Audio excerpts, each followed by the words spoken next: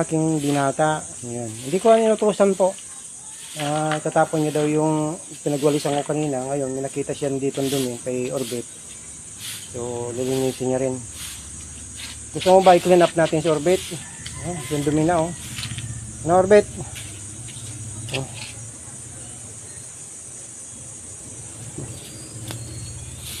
Kilala ka na niya ni Orbit. Mag-uugas ng kamay, ha? At si Orbit, si Orbit yan. Orbit pa rin yan. Ba, Orbit? No siya, sister. Mayroon, yun yung alaga ni Ate Ila. Sister niya yun. Yun ang sister niya, ni Orbit. Butter. Nilagyan natin ng water sa Orbit. Tapos paliguan natin. No? Yeah, I can do it. Oh, careful dyan, ha. Careful.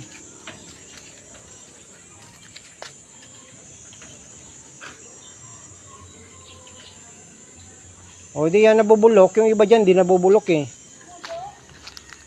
Yung may plastiko, dapat tinatanggal yan. Ako na. Dapat ito, hindi ito sinasama. Kasi yan, hindi yan nabubulok. Yan, ito. Yan, tatanggalin mo yan. Yan, pwede na. Diba? O, diba? Marunong na yung anak ko. Marunong na magpalagi ng mga bagay-bagay sa mundo. Kumbaga, simple things lang, natututunan nila. O. Kaya mga bata, tularan nyo to. O yan. Bata pa, marunong na. Hindi tulad nyo, puro kayo cellphone. At mobile. Ayan. Pagod na. Iniwan lang yung daspan.